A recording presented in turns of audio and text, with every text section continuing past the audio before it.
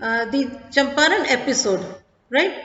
Gandhiji, what he did was he wanted the people to fight for themselves, and here he had made the people free from the fear of the Britishers.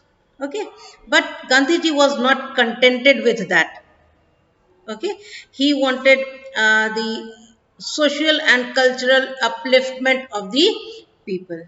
He saw that the people of Champaran, they were culturally and socially very backward. They were very poor, right? They could not earn enough money even to fulfill their needs. So he thought that it would be better if these people were uplifted so that the fear does not return back. Okay, so what he did was he took the basic concept of the people to be educated, because he thought that education was the only means through which the fear could be eradicated. Okay, so people should be educated, and that education should start from the basic education. What the form of education that Gandhiji started is called basic education, in which, apart from the academics, the other education is also given. Technical education, you can say, which is either gardening or carpentry or basket making or mats making or electrician. All those things are also taught in the basic education, and this is because when they go out of the school, when they pass out the school, they have the uh, idea how they can earn money by doing all those things, right? Okay, they have this ability of earning money. So what he did was he started the education, but for that he needed teachers. So he asked the people in his ashram to send the teachers. So there were two young disciples of Gandhiji who had just joined the ashram, Mahadev Desai and Narhari Parikh. They, along with their wives, came to Champaran to educate the people of Champaran. Right? Then other people also came from various parts of the country, like Bombay, Pune, and other parts of the country. They also contributed by educating the people of Champaran. They came at a call from Gandhiji. Okay? Now there is one very important person who also arrived in Champaran. He is Devdas. He is Gandhiji's youngest son. He also arrived from the ashram, and Gandhiji's wife, Kasturba Gandhi, she also arrived in Champaran. Now, Kasturba Gandhi was given the duty of making the village clean and the community sanitation, making the people aware of the importance of community sanitation and personal hygiene. Okay, so the soaps were given to them, and they were told about the importance of personal hygiene along with the social community sanitation also. Not only cleaning oneself, but keeping the society clean. That was also very important, and that was being taught to the people by Kasturba Gandhi and other people also. Right? Now, the other important issue apart from education was health. Health was very important. So, how to take care of the health? Okay, so he got a doctor to volunteer his service for 6 months. Now, this doctor had three medicines, standard three medicines. One was castor oil, the other was quinine, and the third was sulfur ointment. If you have a coated tongue, okay, the tongue is coated, it is white in color, coated, that means you have an upset stomach. Okay, that is related with stomach problems. So that person was given the castor oil. Okay, anyone who had the malaria fever, he was given quinine plus castor oil. Okay, and anyone who had skin eruptions, that is, uh, eruptions on the skin, something that comes out.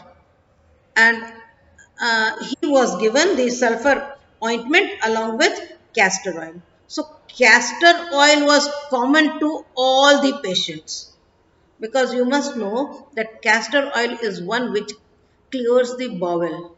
Okay, if you have any stomach problem, there is castor oil. If you take 1 spoon of castor oil, that is going to clean your stomach, any ailment in the stomach.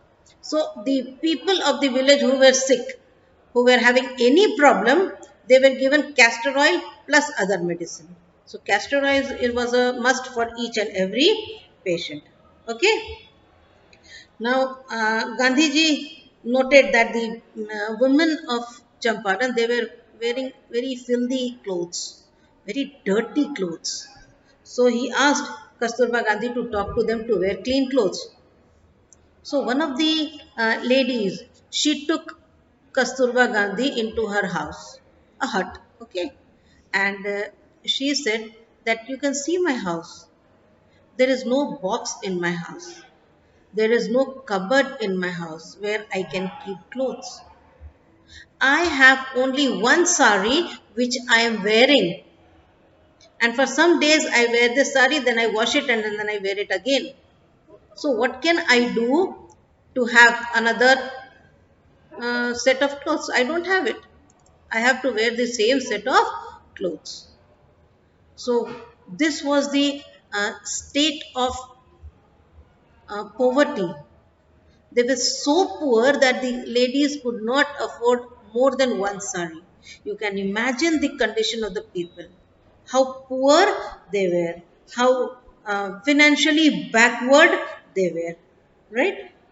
So the condition of Champaran was very bad, and Gandhiji tried to uplift socially and economically and culturally of these people so that they can come at par with the other people. So he, along with Kasturba Gandhi, along with Devdas, and many people of the ashram, and many people who had volunteered from other states who had come to Champaran, they helped Gandhiji achieve this goal. Right? Now, here Gandhiji did not forget the ashram in Ahmedabad. Okay, he was the one who was keeping an eye on each and every activity of the ashram also. So he used to keep in contact with the people now who were in charges of the ashram at that time in the absence of Mahatma Gandhi. So he used to wire, that means he used to send the telegram about the necessary actions to be taken by the people there. And once he said that the trenches that were used for latrines, they were not this Western or Indian type of commodes. They were trenches which were dig in the ground, and people used to go to latrine there. And then they were filled up. And then again another trenches were dug. So he said that it is time to fill up the trenches, and those trenches would be filled up, and another new trenches would be dug for the use of latrine. This was wired. That means he was concerned about his ashram also. He did not leave that to someone else. He was keeping an eye. Although people were taking care, but still he kept an eye on the activities that were going on in ashram. Right? This paragraph does not show that he was not trusting on others. He was trusting, but he was keeping an eye. He was concerned about the ashram also. It was not as if he had left his ashram and he was in Champaran. He was for a long time in Champaran, but he did not forget his duties also. Right? Uh, then he says that the Champaran episode was a turning point in his life. Why? He said that it was not something very extraordinary that he had done. He said that what he did was very ordinary thing. Okay, a very ordinary thing, but that became extraordinary because it was never done before. What ordinary thing he did? He declared that the British could not order him about his own country. This was his country, and the British could not order him to get out of his country, get out of Champaran.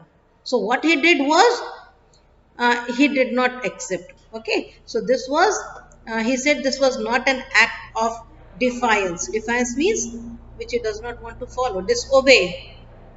Okay, it was something which grew out of an attempt to alleviate the distress of large numbers of poor peasants. He said that it was something which he had done to get the farmers, poor farmers, get rid of the distress.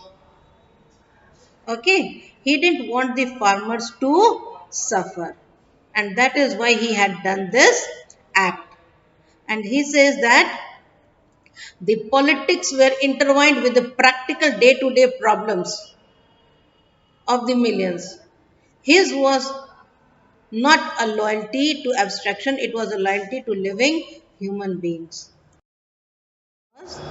What it meant was his politics was combined with practical day to day problem. रोज की जो problems होती है, that was also sorted with the politics. How can you solve the problems of the people? It was loyalty to, it was not a loyalty to abstraction. Abstraction means imaginary thing. We think about something which cannot be achieved, right? If you cannot achieve that, it is imaginary thing. His loyalty was to living human beings. That means the problem of the millions of the people living in the country. Right? So his loyalty was not something which cannot be achieved. It was loyalty to the human beings whom he wanted to uplift. Correct? Right? Whatever he did, he tried to mold a new free India who could stand on his own feet and thus make India free. That is, whatever he did was to make the people aware of their rights. He made the people free from the fear. And that resulted in the strength that they got, the courage that they got, and which made them fight for their own freedom. It was Gandhiji who made the people aware of their rights, and when they could stand on their own feet, they could fight for their rights and they could fight for the freedom of our country, right? That is making India free. Okay? Now, there is an episode where Gandhiji, when he was in Champaran fighting for the cause of the peasants, there was an English pacifist. Pacifist means one who advocates for peace, a peace lover, a person who advocates for peace throughout. His name was Charles Freer Andrews. Okay, he was a ardent devotee of Gandhiji, a follower of Gandhiji. Right? He always thought that whatever Gandhiji did was right. Although he was a British official, he was a follower of Gandhiji. Right? Now, at that time when Gandhiji was in Champaran fighting for the cause of the peasants, he was going to Fiji on his duty tour. So Gandhiji and the other people who were fighting for the peasants, they had a supporter in the forms of Charles Freer Andrews. But now Charles Freer Andrews was going away when the uh, agreement was still in progress. Right?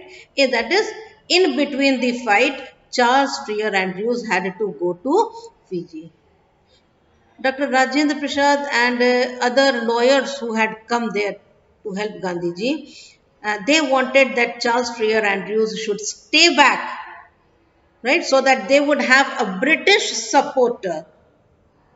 But Gandhiji said that whatever you are thinking is not correct.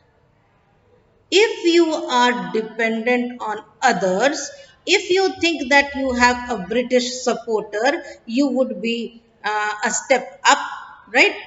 Then you are wrong. You should not seek a prop. Prop means support, right? You should not seek a support in Mr. Andrews because he happens to be an Englishman. He said that why you are not having your own courage? Why you are showing your weakness? You should not show your weakness by wanting to have Mr. Andrews on your side. Right? Even uh, Dr. Rajendra Prasad or the other people did not say anything, Gandhiji had understood. So Rajendra Prasad said that he read our minds. Okay, he had read our minds correctly, and what he did was he taught them a lesson of self reliance. Self reliance means trusting ourselves. Okay, so here Dr. Rajendra Prasad thanks Gandhiji for teaching them a lesson of self reliance. So the Champaran episode was not just a fight for the peasants, it was a self reliance, Indian independence, and help to sharecroppers, which were all bound together. A lesson of self reliance, not just to Dr. Rajendra Prasad and the other lawyers, but also to the peasants, the villagers who were taught, who were educated so that they would become self reliant. Right? And Indian independence, if they are educated, if they have this knowledge about right and wrong, they are going to fight for the freedom of their country. Right? And they helped to sharecroppers. Evidently, he had gone there to help the sharecroppers who were tortured by the British landlords. Right? So, the British who were dominating in Champaran at that time, they were told that you are not the one who are going to order me in my own country. And this resulted in the turning point of the life of Mahatma Gandhi, where he came to know about the power of civil disobedience and the power of the people. Okay, so this chapter concludes here, but the novel still continues. This chapter tells you about how Gandhiji learned, he himself learned a lesson and he taught a lesson of self reliance, Indian independence, and helping the sharecroppers. Okay.